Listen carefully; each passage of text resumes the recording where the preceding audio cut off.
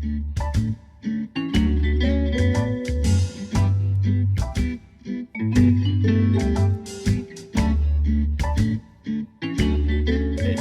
the car into Fossey's, how did that come about? I don't know how.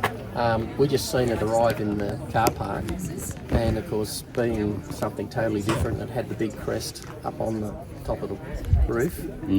And when this arrived, yeah, everyone wanted to have a look at the car and then have a look at the, and then they had to pull the door apart, which wasn't very easy.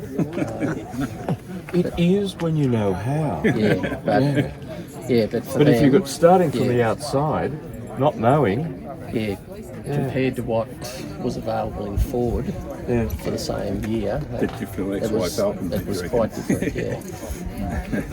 Was there no mechanic or anybody travelling with the car? So, Not that I'm aware of. Yeah.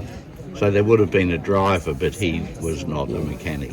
Yeah, I'd say they've probably rang around and anyone that would give them a hand.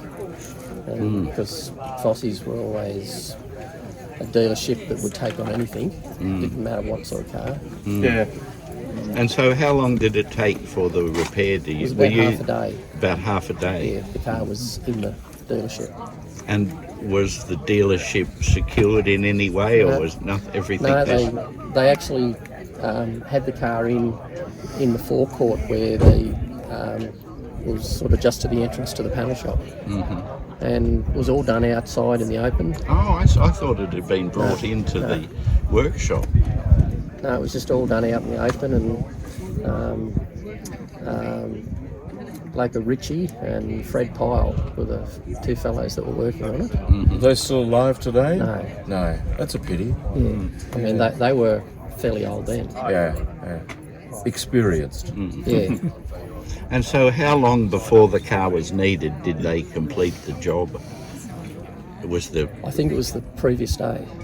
Yeah. I can't remember what day it was.